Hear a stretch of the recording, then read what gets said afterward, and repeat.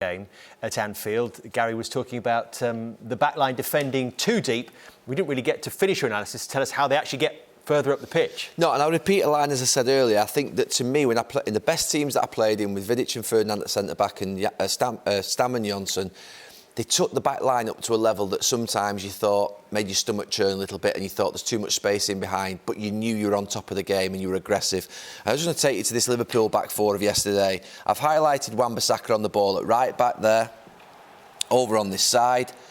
No pressure on him whatsoever, and Liverpool's back line are really up the pitch. You know, you'd almost say that's a really good back line, to the point whereby they've actually left a Manchester United player in behind them.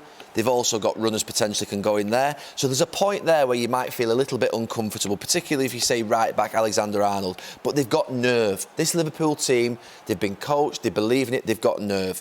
And as you move it forward, Manchester United play it forward, they goes back and they're still shifting up, they're still creeping. Just look at them creep. Look at that back line, look at Fabinho, look at them leave him in there. And as they keep going it back, Manchester United, they adjust a little bit there, but the line is always adjusting, it's always moving, and then it's difficult to play in behind. And Manchester United got caught off a lot yesterday. This is a slightly different. So that's the starting position line there.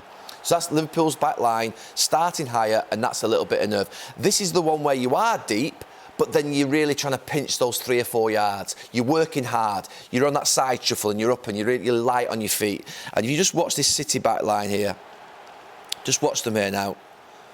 Particularly these two, Stones and Diaz.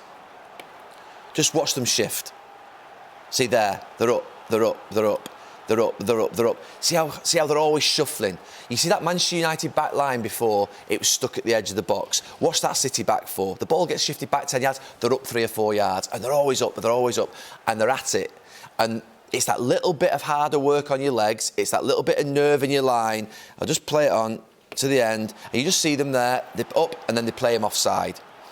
And to me, that's that extra step. Manchester United have gone from a team that are poor defensively to one that's more solid defensively. They need to get to that. And that's the best two teams in the country in the last 2 or 3 years. It's what Barcelona do, it's what Real Madrid do, it's what Bayern Munich do. They're all edging up, and that's just doing it every day in training. It's getting more confident, it's pinching a yard, moving past your striker and leaving him in and not going back in, and making sure you dictate the line and not the forward. And the best teams do that.